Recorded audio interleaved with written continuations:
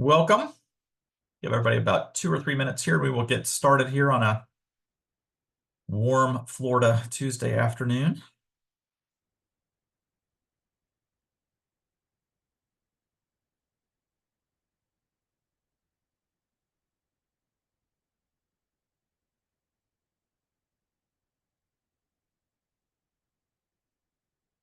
And those of you who have attended these before, I always do the super scary question of, can you hear us and see the screen? So thank you. Somebody's already raised their hand, so good. Thank you, thank you, thank you. We all have that 2 a.m. nightmare, I'm sure, that we do incredible webinars and nobody can see us or hear us. Mine might be better if you can't hear me, who knows, but we'll wait another 2 minutes here. Big group today, which is great.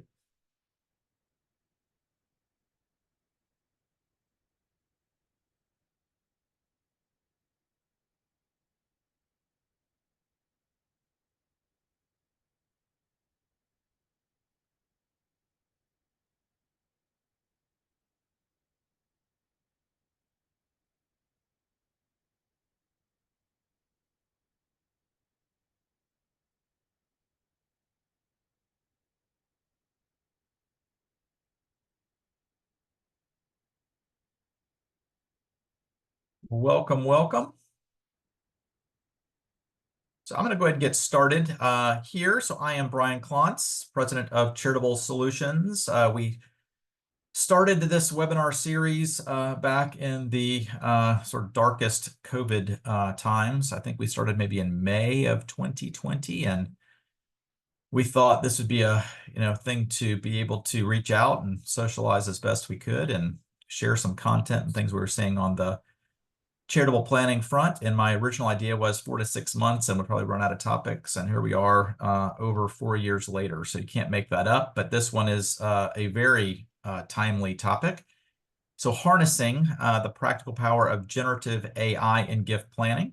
And most importantly, these will be updates. So Paul did a great job in our 2023 webinar going through AI more broadly and some of the things that we were seeing across fundraising, again, more generally. And today, very, very excited to share with you Paul's, I won't say Frankenstein creation, but something you've been tinkering with for a long time and now sort of taking the curtain away from it today, which is great. That is very specific to how AI tools can be used working with donors and working on the technical side with professional advisors or with more in-house technicians, gift planners, etc. So that's what we're going to talk about today. So Paul will be leading us. We have a guest speaker here, presenter Bill Cava. So I know Paul will be giving him an introduction as they go through as well. But with that, Paul, I'll sort of maybe just jump to this next slide very briefly to tell you a bit about what Charitable Solutions does. We've had 21 years now, and we have 25 people on the team. We primarily work in the risk management space, which sounds boring, but it is not, for helping making charitable gifts happen that otherwise wouldn't. And do that really in 6 primary areas. So sort of right to left, top right. So do a lot in the emergency assistance fund, disaster relief space, have a whole separate charity with 150 plus staff on that side, making grants globally for companies that are trying to help their impacted employees. So we've done, I think, almost 3,000 grants in the last week for Barrel. Unfortunately, a lot of people, much more people were impacted from that than we had otherwise anticipated. Bottom right, what we're doing today are sharing information through either in-person or hybrid or virtual presentations. You can see they're primarily to professional advisor CE audiences, but then also to board staff, donors, etc. So nonprofits generally. Bottom middle there are charitable appraisals. So I've had the tagline, if you can give it to charity, either during life with a life income gift or in a testamentary way, we can appraise it. We were stumped with a horse inquiry, so could not do that, but everything else we can. So we do a lot in the business interest space. I've got, I think, 2 that I'm supposed to be doing right now in terms of crypto appraisals. life insurance appraisals, and then tangible property, collectibles, precious metals, and so on. So I have a whole team that only do qualified charitable appraisals as those come up. Then our next bucket, which is probably now 25% of our time, growing very quickly, is the gift annuity space. We have sort of two buckets there. One is top middle, is our gift annuity risk management service. So we do this where we have an actuary full-time. So she and I work on basically stress testing larger pools, providing full risk management reports back to charities. Been doing that since inception for 21 years as well. And in particular, the last 2 weeks, we've been working on 3 or 4 very, very large gift annuities. One's 10 million, one's like 22 million. So usually if they're over 3 million, 2 million or so, charities understandably and correctly get a bit nervous and want to have some additional risk potential mitigation, or a number of different ways to do it. Could be reducing the rate, could be some kind of financial backstop, could be partial reinsurance, full reinsurance, design placement, and so on. So that's the gift annuity risk management. And then the ultimate way to manage risk is not to do them at all. So sort of the outsourced buckets are on the left side. And that is National Gift Annuity Foundation. This one is an older one. So I just mentioning to Paul that let me know how long we've been doing these webinars. But we are in all 50 states, including the fun Hawaii and New York and California and so on. We have issued almost 1,000 contracts. So this has 700 plus contracts. We are, I think, about 15 away from 1,000. And it is growing again very quickly. 100% of the remainder, or more specifically, the residuum, can be passed back to the charity or charities the donor is trying to give it to in the first place. So it is a full outsourced provider for both liquid and illiquid gifts that come up for gift annuities. I have a whole team that manages that group. And then by far the majority of what we do are non-cash asset risk. We do that through consulting, which might be 3 to 5% of our time. But the other 95% are full outsourcing as well. So just like gift annuities, we have 2 national donor advised funds that do nothing but illiquid transactions, complex asset transactions. Most all of them are lifetime gifts. Paul leads our CRT platform, so that's been built out the last 6 to 9 months or so, having a lot more activity of late there. But most importantly, Decamai Foundation and Decamai Asset Trust, the 2 donor advised funds, are able to capture gifts otherwise that the charities were not able to accept, which kind of gets right back to our mission more directly. Last year, we completed just over 1.1 billion in these types of donations. That was not our record year. They averaged about 8 million per donation. These are, again, outright lifetime gifts. 90% of those were private business interests. Roughly 6 to 8% are real estate. I think we're still doing more real estate than any other charity nationally, or either 1 or 2 consistently each year. And then we have a bunch of the other fun stuff, which are typically crypto gifts and oil and gas and artwork. We did a Picasso last year that wasn't super pricey, but was interesting nonetheless. But the point is that we exist now. We have about 2 billion in overall assets, all of which are liquid, all of which are awaiting sale. The other key point I would mention is about 1/3 of those assets are intentionally where we've made direct investments into real estate or private business interests using the donor advised fund. So it'd be a donor that said, I'd love for my donor advised fund to be invested in this concentrated position with public stock or a direct investment into private equity or real estate. We're able to do that directly. So it's about 600 million or so of our assets are invested in those ways. So again, sort of a unique risk sort of lane all around, again, trying to maximize the value for the eventual charitable gifts once liquid. So with that, I will pass it over to what everybody is here to hear about, is the AI component and what's sort of happening too. So Paul, if you can go through the agenda. And Paul, for those of you who don't know, I'd really encourage you to go to the CharitableSolutionsLLC.com website to look at his bio. But known Paul well, I think well over 20 years, but was Iowa State Foundation leading their gift planning, left there to come to University of Florida because it was evidently too warm in the winter for Paul in Iowa. So came to University of Florida. And was it 11 years you were there, Paul? 10 years? I can't remember, but pretty much about a decade. That's what I thought. So I've been with us now, I think 3 years ish. think in that lane. So it really helps, obviously, with the AI. You're going to see that his direct product we're very excited about here too, but also helps on the non-cash side, gift annuities and CRTs. So one of our lead partners in that area. So Paul, I'll pass it over to you. By the way, I'm sorry, I should say this too, quickly, Paul. Housekeeping note, so we don't send the slides out. Many of you know we will provide a full free recording of this, which will be part of our library on our website. This is, I think, roughly the 50th one that we've done. All these are free. And so if you don't mind, if you can include in the Q&A rather than the chat's hard to scrape, but in the Q&A, I can respond, Paul will respond post-call, and then we'll add the ones, or we'll combine the ones from this webinar call today and the ones on Thursday, and then that will be all sent out next week. So again, just a quick housekeeping note, because I'm sure that question will come up. So again, now, sorry, Paul, you're up. Thanks, Brian. Can you hear me okay? Okay, great. Good afternoon, everyone. We're glad that you were able to join us today. Brian just provided an overview of what we do. So in a couple of minutes, I'll invite Bill Cava, our guest, to join me as we discuss where we are with advancements in artificial intelligence technology, and perhaps look around the corner to what's next. So with that, I thought what we could do today is talk about what's changed in AI since April of 23. We don't have to be necessarily that specific, Bill, but Brian and I did our first webinar about artificial intelligence in April of 23.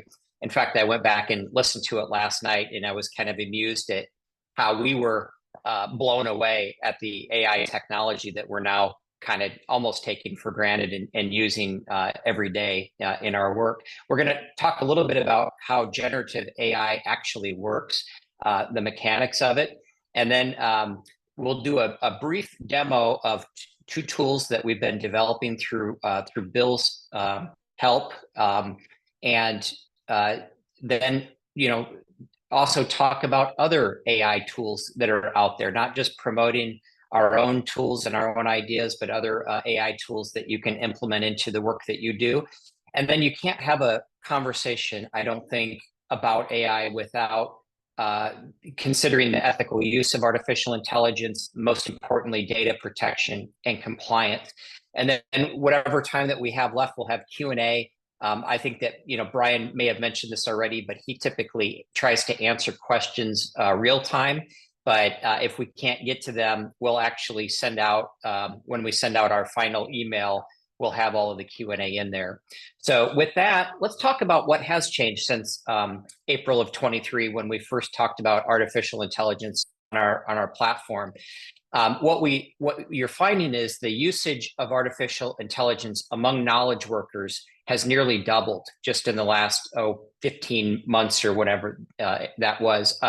So currently 75% of knowledge workers are using AI tools in their work in some way, shape, or form. And this is attributed to the widespread adoption, obviously, of generative AI technologies. We talked about this in April of 23, that at the beginning of 2023, Microsoft purchased basically a 50% stake, 49% stake in OpenAI.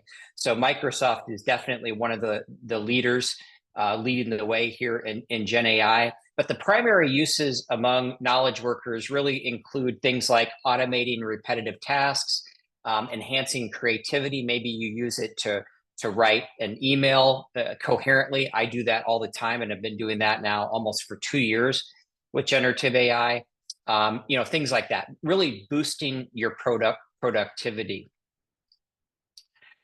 Generative AI adoption will likely progress through 5 stages. Awareness, where an organization or an individual learns about AI capabilities. Okay, so just the awareness. Experimentation, which involves limited informal use, sometimes just by certain departments within an organization. And I won't go through all 5, but they consist of optimization, standardization, and finally transformation, where really the entire organization, or you might say, again, the individual, is fully leveraging AI for competitive advantages, driving improvements to productivity, communication, customer service, things of that nature.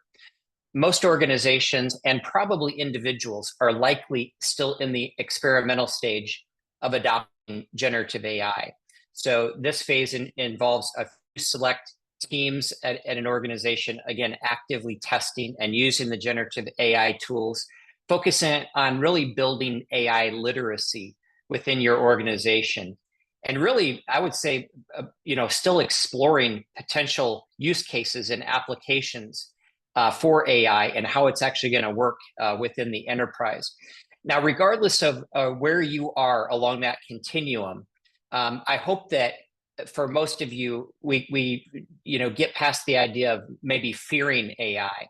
I think that we should all be cautious, and maybe Bill can talk to this, but whether it's Hollywood's dystopian view of AI and years into the future, or worried about AI replacing you, I think we've now seen many AI experts agree that AI will work next to us, just like the internet works next to us as a tool, and allow us to be more productive.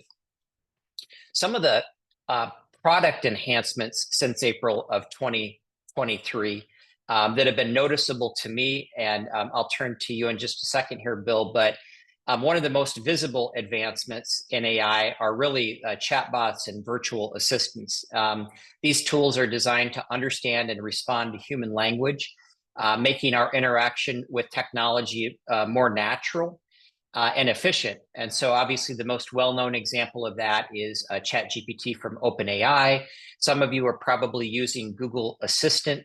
This tool has become smarter with better understanding of context, allowing it to handle more complex tasks like making reservations and sending messages. Some of you are probably using tools to create images and video. The AI-powered tools have become much more advanced just in the last 12 months, allowing for more realistic image creation and complex editing. Adobe now has infused AI into its platform, as well as a up-and-coming product that many of you have probably heard of called Canva. And lastly, I just wanted to point out that there's also quite a bit of advancements in data analysis and prediction tools. And these tools are going to be crucial for business to make sense of large amounts of data and predict future trends. Like IBM Watson, for example, has improved its ability to understand and analyze natural language, making it easier to extract actionable insights from data. The same with Microsoft Power BI. One thing that I think that we're going to see very soon is that if your organization has a prospect management and research team, and I worked at two major public universities, so I used our research team, and often they would say, "Geez, Paul, if there was just more hours in the day, I could get you more specific research reports about your most important donor prospects in your portfolio. I just don't have enough time." And rather than, again, going back to my concern about will AI replace the work that we do, I think what we're going to find is that we're going to be incredibly productive, especially in jobs like prospect management and research, where you will be able to deliver on all the things that you hope that you could for your organization. And that goes for graphic designers too. I was just talking about Adobe and Canva and how that's infusing AI into where somebody like me, who with no design experience whatsoever, can create create and design products. We're still going to rely on a designer to finish off the products very often. And it's just going to allow your communications people to do even more. Maybe you want someone in your communications department to write a paper, a concept paper about funding a professorship in the College of Engineering. And you talk to them, they say, "Hey, I can get to it in 2 weeks." You're like, 2 weeks? And with this technology, we're going to save a considerable amount of time in terms of our productivity and turn around that paper much quickly. It won't replace our writers. It'll allow our writers to just be much more efficient. And I think you all kind of get the general idea of that. Bill, I'd like to introduce Bill Cava from Boston, who I've been working with now for about a year. Bill's a computer scientist and whose career is now kind of pivoting and focusing just purely on generative AI. And before I get to my first question, Bill, I was just curious. I never asked you this, so I'm putting you on the spot, but what kind of led to your own interest in generative AI? Oh, sure. Yeah, that's a great question. So my entire background has been in technology, and I cut my teeth in information retrieval during the 1.0 version of the web when things were brand new, and the internet was something foreign to most people. It's interesting if you go on YouTube and you look at some of the videos that are out there about, the early web and some of the um, some of the video that's out there from NBC and ABC and CBS trying to educate people on the 1.0 version of the web. It's very fascinating to see how absolutely far we've come. People trying to understand what an email address is. The technology has come such a far way, and so have we in terms of our understanding of it. So early days Yes. of the web, I was working on search, the search engines that preceded Google, or the ones that I worked on, InfoSeek, Hotbot, Lycos, dating myself here, but for the people my age, they definitely will recognize those names. Oh, Um, yeah. so I've been in that space ever since, and there's been a tremendous amount of machine learning and artificial intelligence that's gone into information retrieval to improve it to get to the place where we are today. So I've been in artificial intelligence and machine learning from the early days, and really just more recently over the past year, have decided to focus in on generative AI specifically to help organizations to understand how they might benefit from it. That's great. And that's a good segue to really this transformative event that happened in November of 2022, which is when OpenAI released ChatGPT 3 to the public. And there were developers that were already plugging into OpenAI before November of 22. And there were artificial intelligence products out there. I was using a product called Jasper. A friend of ours, Brian and I's, Chirian Koshi, who's speaking at the NCGP conference this year, he developed a program for fundraisers well before ChatGPT was even released. But what could you just describe in a few words what was the significance of this, of when ChatGPT 3 was first released? Right. So prior to ChatGPT 3, there was ChatGPT 1 and 2. And by comparison, those were really experiments and trying to use this new architecture, the transformer architecture, to better design systems to understand language, human language.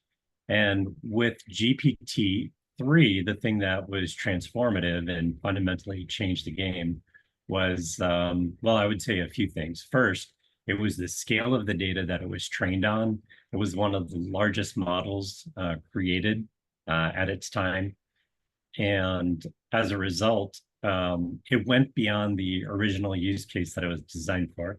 Not a lot of people know this, but it was originally designed for predictive text. So on smartphones, often when you're composing an email, you'll see it's making suggestions in terms of what the next word is that you're going to type.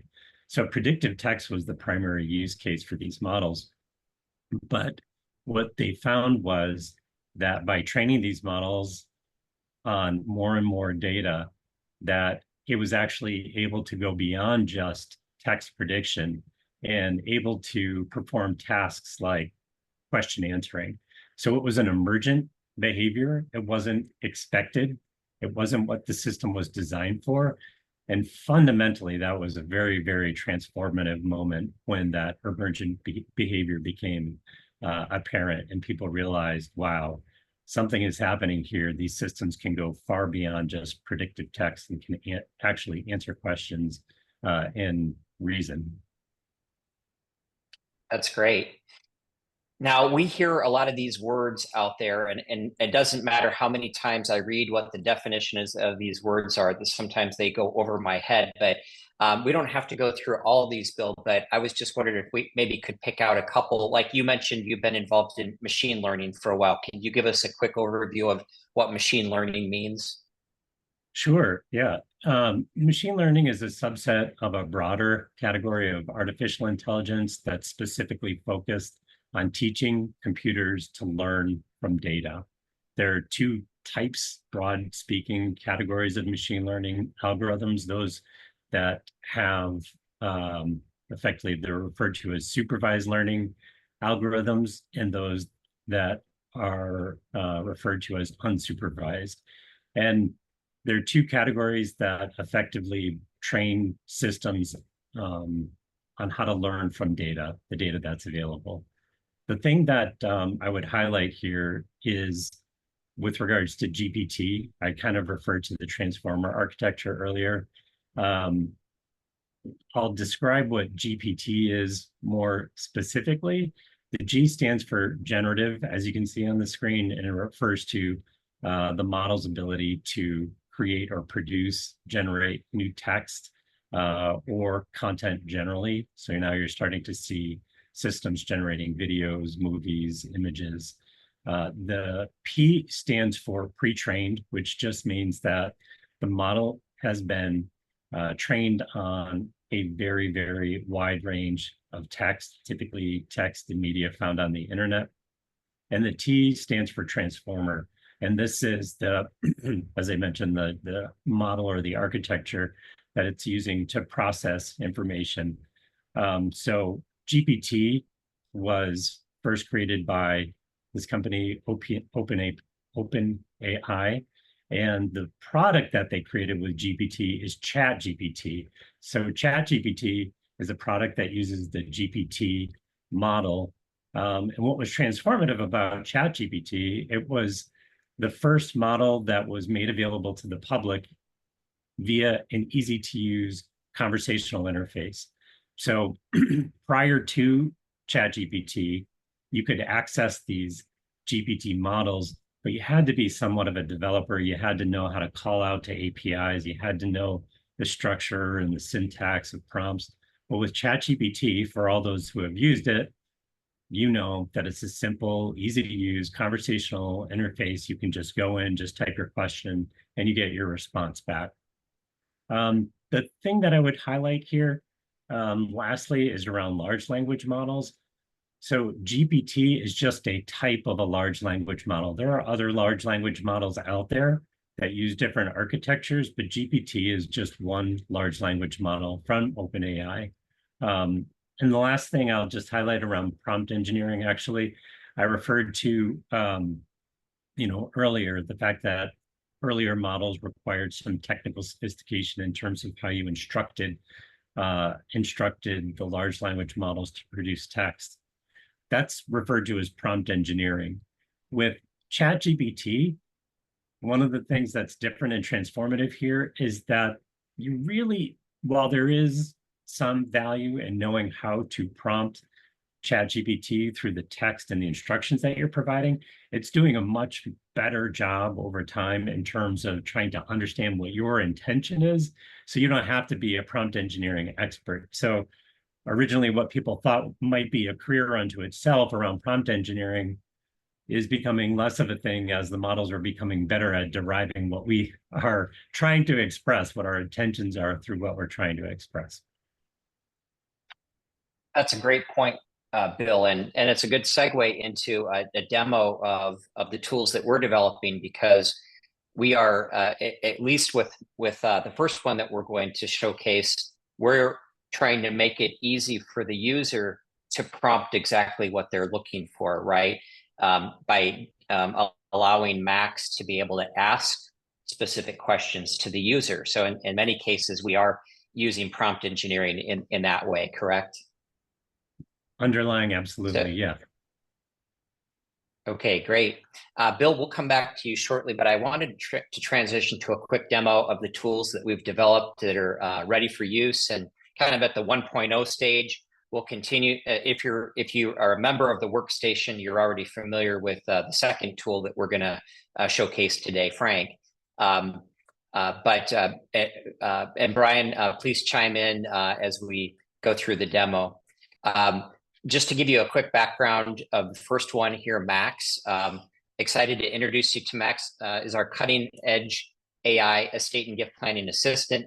Max is designed to simplify the complex world of estate planning and plan giving for a donor to be able to interact with, making it accessible and to understand, these kind of topics really for anyone. So Max combines expert knowledge with user-friendly interface. That's something that Bill will tell you, I've been obsessed with the interface with Max, because I'm trying to think about the average plan giving donor.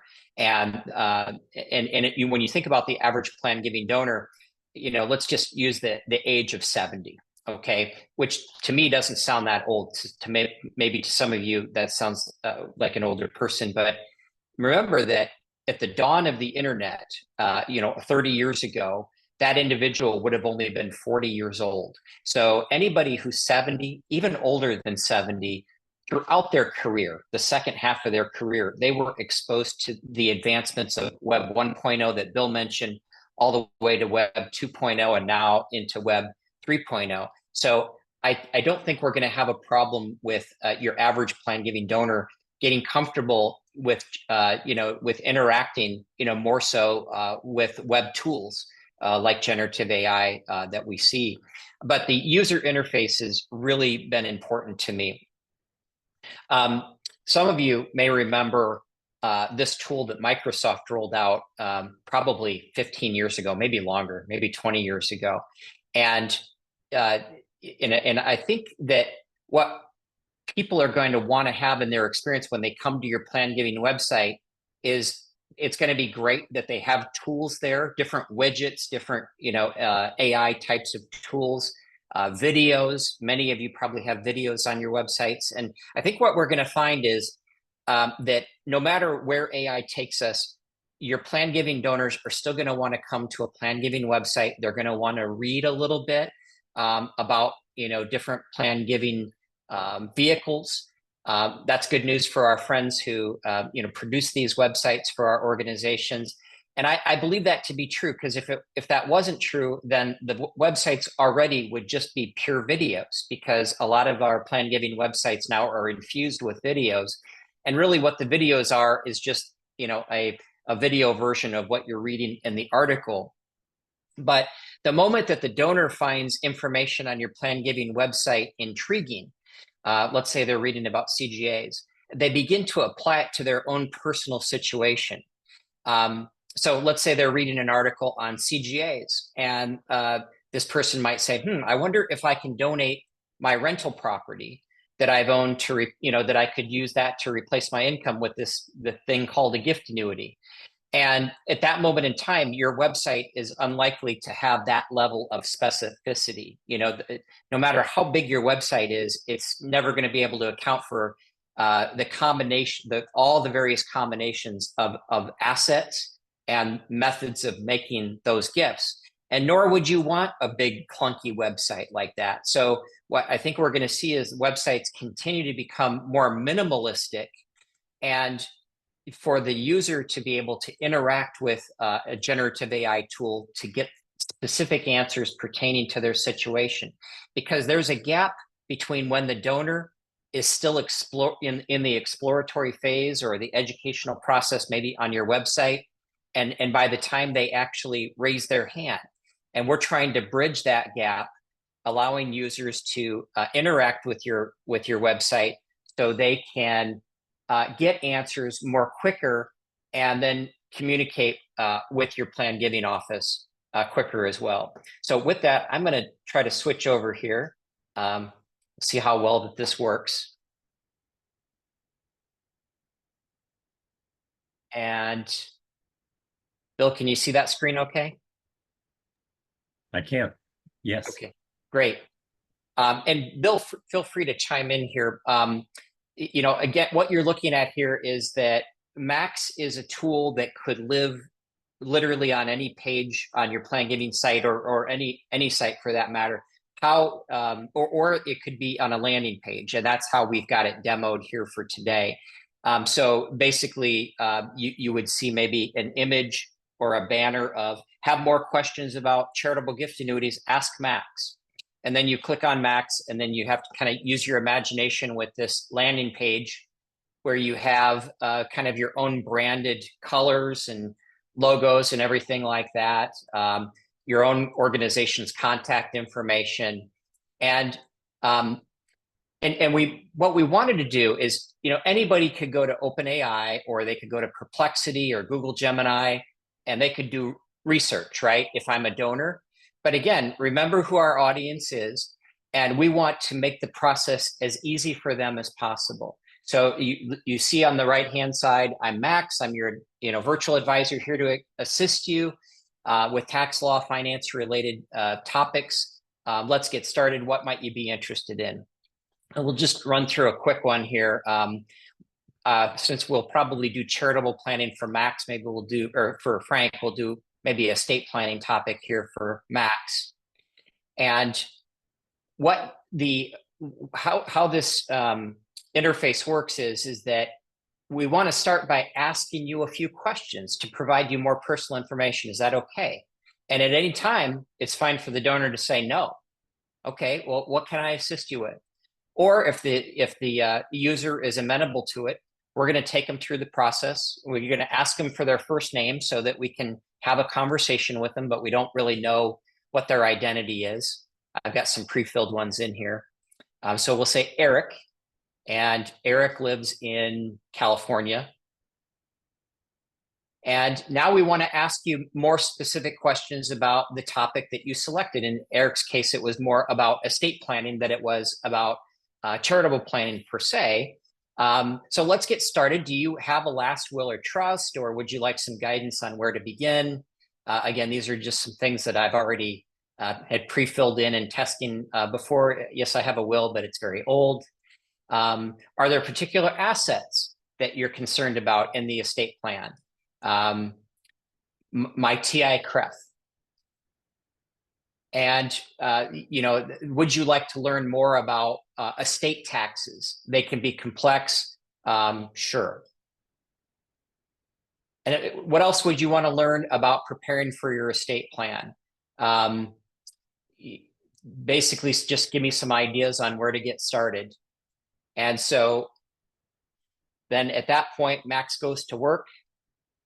She, again, is referring to the user by their first name to try to make it a little bit more personal. I should say at this moment in time, and Bill, feel free to interject here, but all of the data that Max uses is contained just in the content in the Gift Planners workstation. This is not open source, correct? That's accurate. Exactly. The system's been constrained to just that data set. And what is kind of the advantage, Bill, in terms of the accuracy of having a contained data set as opposed to just going to ChatGPT and prompting it and asking a question?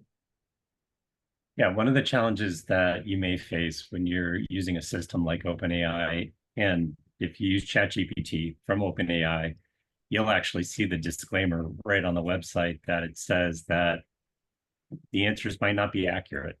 So you cannot always trust the answers from ChatGPT, especially if you are depending on them in some sort of, business context, some sort of high stakes situation. So what we've done here is we've constrained the data set so that it's exclusively drawing upon the curated set of data that Paul has made available through the workstation. So that reduces the possibility of hallucinations because it's exclusively drawing from and fact-checking against that set of data. Yeah, and the other thing, like if you asked it, how many wars did Napoleon win? What do you think the answer will be, Bill? I would expect it to say that it doesn't know. Let's hope so. There you go. So one of the safe elements of that is that, whether that's Max or Frank, you're only going to get answers based on the data, that's contained in the Gift Planners workstation. So any Other things that we want to say about Max here, I would just encourage any of you that are interested, if you go to estategiftplanning.com, we'll give you the information at the end when we wrap up, but that you can have free access to exactly what this is for 48 hours, just to play around with it and see if it's something that that you'd like to consider adding as a tool to all of the ways that you communicate with your donors. I would have never created a tool that the purpose of it is to replace us as gift planners. The purpose here is for Max to live on your website 24/7, so she can answer questions and move donors along the continuum, so you get more lead generation and education. So anything else to add there, Bill, while I switch back to the deck? I would just highlight something that may be obvious, but worth underscoring, that the language and the tone that the bot is using is designed in such a way that it's accessible to somebody who is not technical, is not a professional. And that was by design a hard requirement from Paul. And we made sure that when we designed the system, that the bot was using language that was considered familiar. Brian, anything to add? Yeah, I was just going to mention too, one sort of feature that I really, really liked was, I guess, to back up a little bit, we all do this. I shouldn't say we all, many of us do this sort of within our financial services, platforms in terms of decision trees, but this is so customized to my potential query that even after 3 or 4 layers of if then, you're at a very specific response, which is what you're hoping to do, rather than a circuitous route and confusing, and maybe I've got to go 4 layers one way and then 3 layers sideways and then 2 layers down. So it makes it smooth, I guess, number one. Number two, you can actually have forensic is not the right word, so Bill, I know I'm not using it correctly, but there's a little copy feature. And so if this were on your website or the donor or prospect is sort of going through, I'd like to be able to make these types of gifts in this way. They can hit copy and then just send you an email with the entire thread of their questions with all of the responses. So then you're able to be, in essence, I kind of view it almost like doctor's notes. It's like, I haven't seen the patient for a while. What were all the notes? Somebody else has gone in, got the vitals, has everything ready. And now probably a third to half of our firm's time are diagnostic assessments of data collection to get back up to speed for each one of these sort of unique gift scenarios. So to me, I love that little copy feature that can also let the donor know that they're not going to have to go through all the same questions again. And I think there's something that we all have in terms of our own time scarcity of, oh my gosh, I just spent 15 minutes on this. I got a bunch of great answers, but now I actually get somebody on the phone and now I'm gonna have to go through all the same stuff again and then hope that I end up in the same spot, where here it's like, boom, here's the information and my sort of logic tree on how I got there. So I love that feature. That's great. Thank you. I'm going to motor through the demo of Frank because I want to save a couple minutes for Q&A at the end and kind of tie everything up. Also, too, Frank, you'll see it here just in a second, but Frank lives inside the Gift Planner's workstation. And so anybody can register for a free 7-day trial of the workstation, more than enough time to play around with Frank or to use many of the other tools that are in the workstation. But Frank is specialized in plan giving technical research and is trained on contained data, as we mentioned, rather than open source, ensuring more accuracy of information, often also in citing internal revenue code. Bill and I are working on Frank 1.1 right now, and we should be ready, hopefully, Bill, in the next month or so, but right, Bill? But 1.1 will really catapult Frank into the responses that I've seen are mind-blowing in terms of Frank's ability to cite internal revenue code specifically, which of course, when we're dealing with tax attorneys, CPAs, and other financial advisors, they're looking for the internal revenue code as their hard evidence. So, so in any case, a couple more things to say about Frank. When you're thinking about research, okay, you may not recognize this gentleman on the screen here, but his name is Stephen Swartz. He's a New York City attorney, and he's famous for something that I'm sure he's not very proud of. He was fined $5,000, which is not the problem. The problem is that he was the first to kind of be acknowledged for using ChatGPT. And what he did was he submitted a legal brief for a case in federal district court that was filled with fake judicial opinions and legal citations that were generated from ChatGPT. And so, you know, using ChatGPT or Gemini or Perplexity to write an email, to write a paper, you know, there's so many wonderful use cases, but I would, you know, caution people who are using it specifically for tax research. Now, that's not to say that it's not helpful, but there's still, you know, there's good chances that you'll have hallucinations. I have them all the time when I'm using ChatGPT 4. And I just ran this one quickly as a comparable last week, just asked a random question. I have a donor with a valuable diamond ring. It's worth 1.5 million. Can she fund a CGA with it? And so again, not going to spend a lot of time here, but you'll see like on the left side, ChatGPT says something along the lines of the donor may have to wait until the ring is sold to finalize the CGA. And we know that that's not right. I think most of you on the call know, you know, if that was true, then you could donate any asset to set up a CGA and it would be free of any risk. It doesn't work that way. And again, I'm not saying that Frank is completely superior, but there's quite a few more added points here, like, you know, number 3, some states prohibit funding a CGA with tangible property, like New York. And if you have a $1.5 million diamond ring, there's a chance you probably live in New York City. So in any case, I'll get back to the 5-step process here in a moment. But what we're going to be doing with Frank 1.1, with Bill's help, is that you'll be able to, excuse me. So what's different about Frank than Max, and again, this is inside the Gift Planners workstation.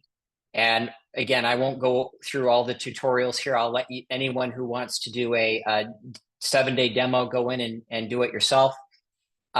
There's nothing to prompt here. You have to basically prompt Frank to get exactly what you need. And so Bill and I are working on several updates to walk through the 5-step process of analyzing a charitable gift. So you can just basically answer those questions for Frank and receive pretty accurate information. So while I just type in something random here, Brian, you can give me something random to type in, or feel free to make any comments as I do this. Go ahead. Well, sure. Well, I don't have a topic for you to type in, but a couple of questions came up which are really good. I want to make sure you cover. One is, so where is the information coming from if it is contained and sort of siloed out from the general sort of web information? Bill, do you have an answer for that? Sure, yes. It's coming exclusively from the content that's in the workstation exclusively. And then Paul, do you want to mention sort of where that information came from? So that's probably going to be the next question.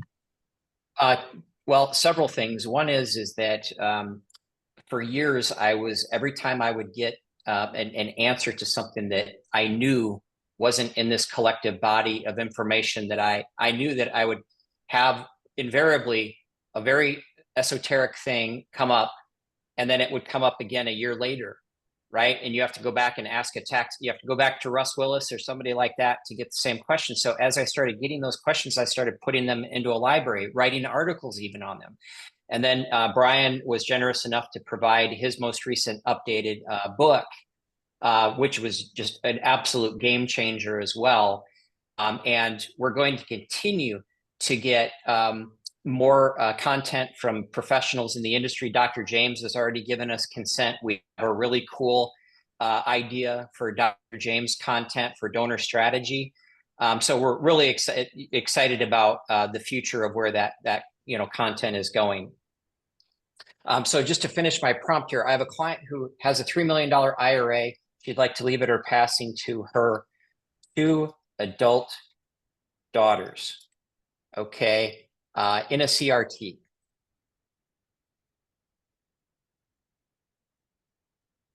give me a checklist.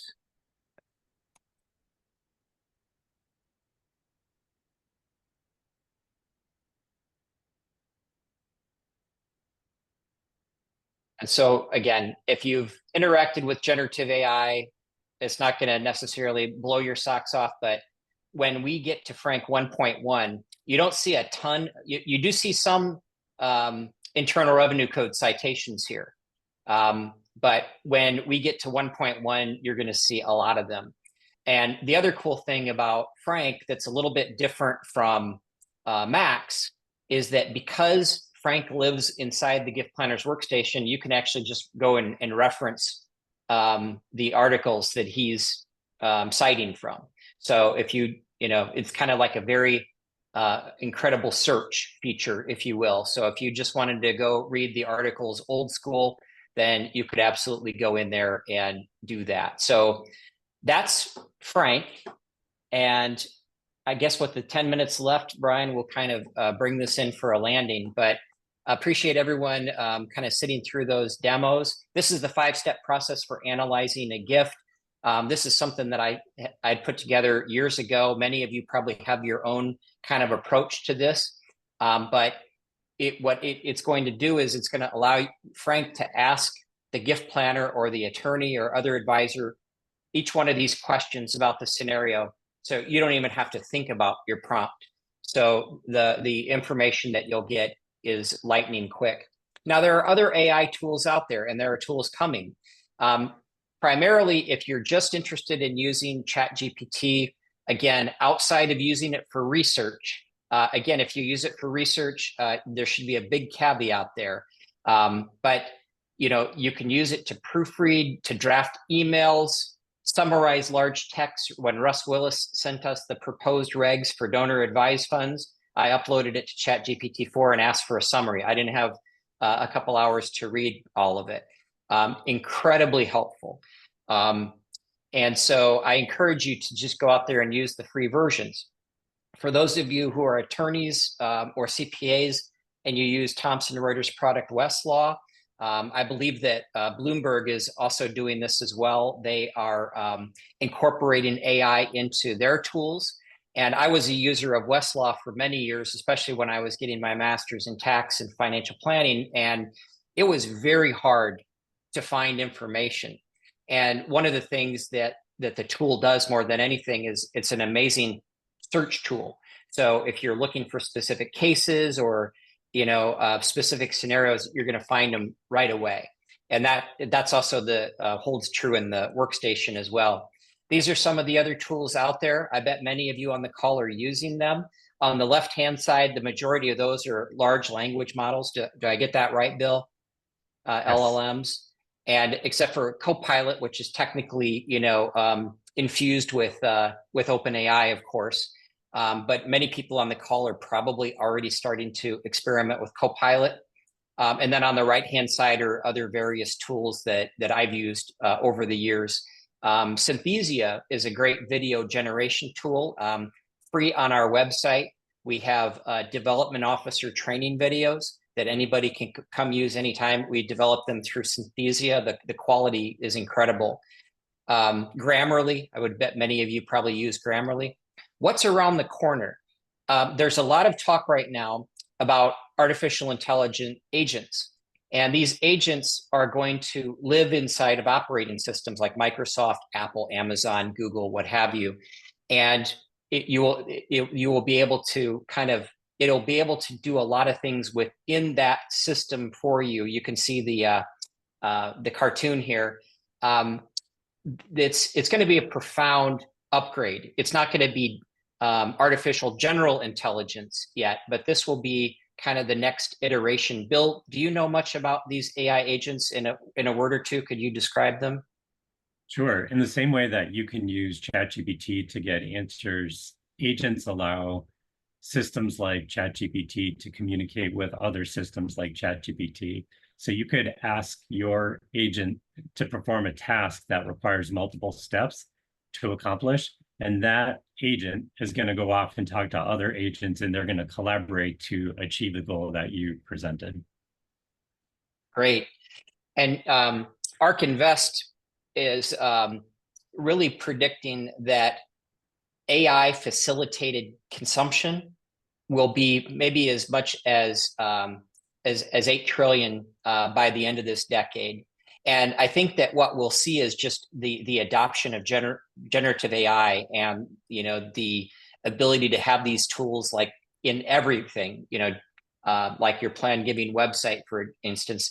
It's going to go up maybe with that same line of graph, maybe even quicker. And so that you can see on the left-hand side, the level of adoption is going to be faster than any other previous technologies that we've seen. And I remember the days that we used to use the term e-commerce, and how much of total commerce is going to be e-commerce. We don't even use that word anymore. We just call it commerce, because so much is done online. And I think that's where we're going next with artificial intelligence. Let's just quickly talk about ethics, Bill, and privacy. The confidentiality of our donors, their sensitive information it's important to me. It's a top priority, and we want to ensure that that AI tools that we employ comply with privacy laws and safeguard the details of the information that we're protecting, for our donors, and as well as the security. And so with the technology stack that we use, Bill, to build, Frank and Max, what could you say about the kind of the SOC 2 compliance and the data protection that goes into that? If I was a listener here, that might be one of the first things on my mind. So any thoughts there? Yes, absolutely. So SOC 2 is essentially a framework, and it's a framework that ensures that when a company follows SOC 2, it ensures that the company's, I guess I would call them information security measures, are in line with industry expectations and industry standards. So if a company can tell you that they are SOC 2 Type 2 compliant, that says a lot about all the work that they've done, both from a technology perspective as well as a policy procedure perspective. So anytime you're working with any company where data security and privacy protection is a concern, look for that they have SOC 2 Type 2 compliance. And so to Paul's point, the systems that we're using in the development of Frank and Max have these kind of standards in place. Now, Bill, if I was chatting with Max and I said something like, I want to disinherit my daughter, that's a pretty personal thing to tell a chatbot. What can you say about the information that goes in? Does it go in and then go back out somehow, or how would you describe that? Yeah, it's a closed system, so the information that you provide is not being used to additionally train models, so there's no chance that that information is going to pop up when somebody else asks a question or probes for information. So it is a closed system, and yeah, the information is not being used to train. Excellent. How about internally? So one of the questions came up on here, going to the Q&A now, but how is that being used internally in terms of data or analytics that the charity might have if it's hosting that particular program, Bill? So, because one great question was, it said, so it requires the user donor to use the copy feature to obtain all the information on the org side, but is there not a way that the charity could pull that information up if they forget to hit copy, or that you'd actually just sort of see the activity within the tool sort of either in real time or in some kind of analytics or reporting format? Yeah, so I would say a couple of things. So while it's not used to train the system, one thing that it does do is the information you provide in the context of the chat can be used to improve the chat that you're having. So the more information you provide to the bot in the context of a conversation, the more information it's able to draw from in its responses. So a simple example is if you told the bot your name, then it's able to personalize responses because it knows who you are. So simple example, but kind of expand that to other use cases. The other thing that I would say is that the information that's collected is available from an analytics perspective. So if somebody were to close out if a user was, say to close out the browser, while they might not have access to the conversations, the system itself does retain in a secure way the conversations so that, they are available for analytics and reporting and to improve the overall experience generally. Yeah, I think And one I more would question. add, Yeah, go ahead, I'm Paul. sorry, go ahead. I was just to add, Brian, that one thing that we will be able to do, like for a landing page, for instance, is we can certainly provide analytics as far as usage to an organization. But, obviously we can't provide data, that's communicated between the user and Max. But we can definitely provide analytics. And of course, the whole experience there is to encourage that user to reach out to your gift planning team sooner as a result of getting this more detailed information, from your website. Yeah, one great comment I would just say, which I think is very profound, which means you guys did a great job with the presentation today, was it basically levels the whole playing field with somebody who may be 76 years old and couldn't spell gift planning 2 years ago. I'm obviously being facetious, to being able, if they're assuming they're typing in the right prompt, to be able to have accurate information because of the contained sort of concept to meet what their current need is at the time, at almost a gift planner level technician. Not all the way, but pretty close, which is great. And so I know what we're going to be offering you right now, sort of this thank you. One thing I really want to talk about, which is what I've been so excited about, what I call the secret sauce. It's all about the ingredients, and I won't say better ingredients make better pizza, because that can make people mad based on who that is. But the point is that the ingredients is the content, and you're able to take specific PowerPoint presentations, videos transcribed, pulled into Gift Planner Workstation. I mean, they're all different ways of creating plumbing, but you want to make sure you're sort of plumbing the right wells, which is the point number one. And then also it's contained in terms of the search, but also the search itself is contained, as Bill mentioned, that's not being used, to train other models externally. So it just, to me, it's so important to get the right information in a very intuitive way. And the only way you can do that is, in essence, self-curate, self-model, and then contain and refresh, that information over time. So Paul, just incredibly good job. Very excited about the product specific to gift planning. But I guess you want to go ahead and make the offer here in terms of Max and Workstation. Sure. Yeah, we'll bring it in for a landing here. Again, thank you for joining us today. For those of you who are interested, two things. One is go do the demos. You've got the ability to demo Max on the website and experiment with it yourself, or the Gift Planner's Workstation. That's where Frank lives. And we didn't even get into all of the other tools inside the Workstation, maybe for another time. But if you're ready to proceed, we're going to run a special through the end of August, through the end of summer, basically, that if you license Max, you would get access to the Workstation for free for that same year. And then if you don't have a plan giving website and you're not necessarily, Max you don't need that, but let's say you're an attorney or a financial advisor and you want the Workstation, 50% off the Workstation for the first year with the coupon code July AI webinar. And again, our website is estategiftplanning.com. And I want to be clear that that Brian has been very influential in helping me kind of move forward with these products. And of course, now, as I mentioned, even using expert content for Brian, which is really just the beginning of the type of high quality content that we'll have in the Workstation. Bill, I want to thank you for joining us today as well. And also for, we'll see you again on Thursday as we rinse and repeat and do this over again. Brian, thank you as well. And I think that's all I have.